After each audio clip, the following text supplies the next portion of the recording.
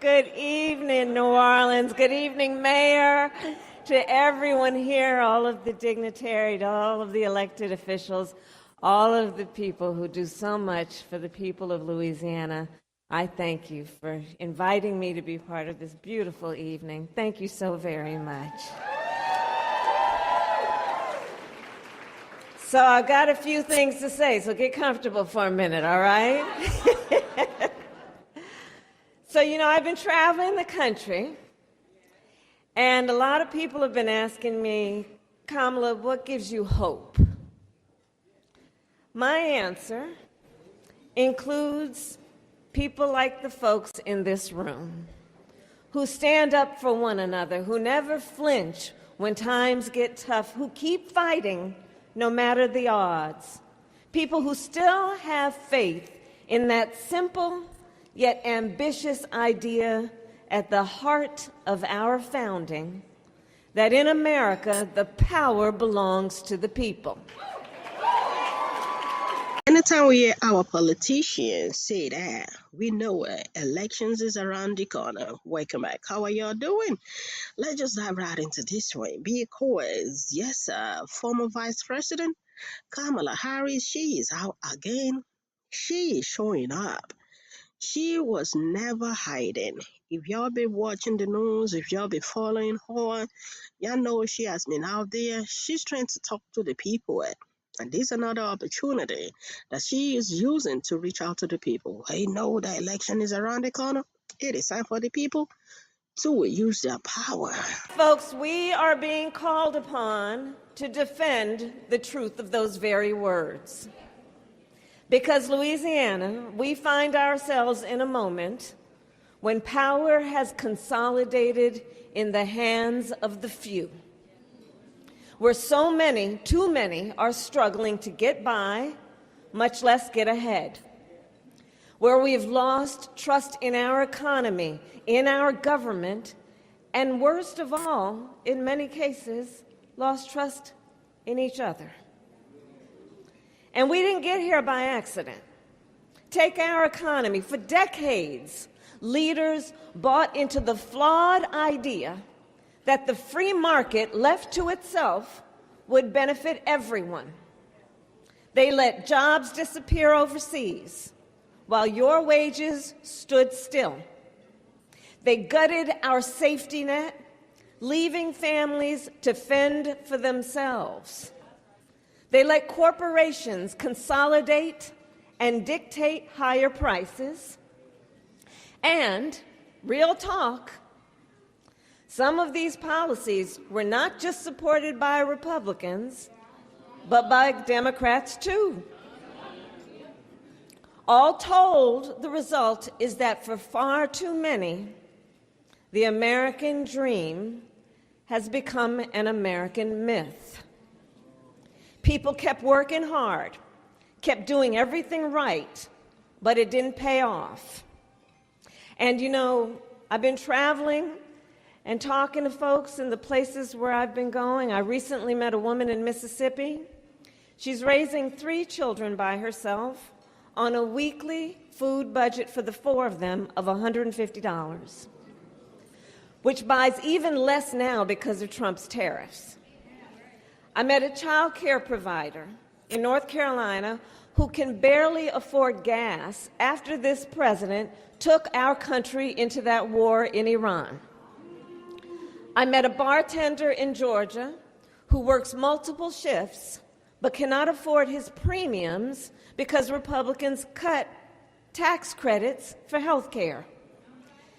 And to make matters worse, Donald Trump and Republicans in Congress gave the richest Americans $1 trillion in tax cuts, while everyone else pays for it with $1 trillion in more expensive health care. In today's America, the cost of living is a crisis. But those at the very top just don't seem to get it. I guess they just can't see it from way up there. And as power has concentrated at the top of our economy, Power has also concentrated in our politics. We have a campaign finance system where dark money drives the political agenda. We have a Supreme Court that, with Citizens United, allowed anonymous, wealthy donors to dominate our elections. And just recently, they resurrected Jim Crow in Louisiana versus Calais.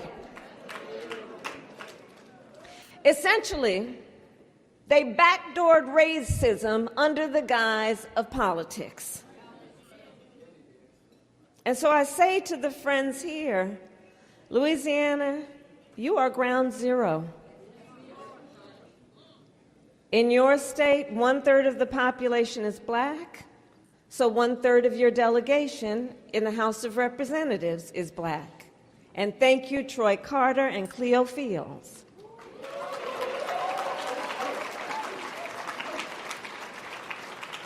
That is proportional representation. But under this new map, that representation will be cut in half. And nationally, over the next few years, 1/3 of the entire Congressional Black Caucus could be wiped off the map, stifling the voices of tens of millions of Americans. And why, you may ask? So that Republicans can tighten their grip on power. Folks, take it from a former prosecutor. A concentration of power leads to corruption. And when the entrenched elite hold all the wealth and power, regular folks get left behind. Think about this. Since Donald Trump has been president, his wealth has grown by over $2 billion just since he's been president this time. Meanwhile, Americans' household debt has grown by $740 billion. But let's be clear, Donald Trump isn't just the source of the problem. He is also a symptom, that awful kind of symptom that festers, when you don't treat the underlying disease. In this case, the concentration of power. And make no mistake, there is a cabal of co-conspirators around him who coddle his corruption. Corruption that, by the way, is no victimless crime. Every minute they tend to his fragile ego is a minute they're doing nothing to help you. They would rather put money in his pockets than help you afford health care. They would rather build his gilded ballroom than reduce your grocery bill. They would rather try to silence their critics than help you fill your gas tank. Their people deploy ICE to terrorize our neighbors, but will not lift a finger to help you make rent. They'll spend $125 billion on Trump's war in Iran, while folks can't even cover their basic needs here in America. This is the most callous, corrupt, and incompetent administration in America's history.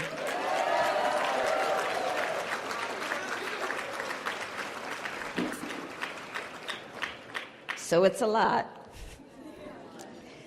And of course, the good news is that Donald Trump will be termed out. However, let us also be clear, there is no term limit on this new Republican Party. And folks, there is a deep moral corruption about this new Republican Party. It is a political movement grounded in their belief that power should belong to some, but not shared by all. They choose winners and losers. That's how they play.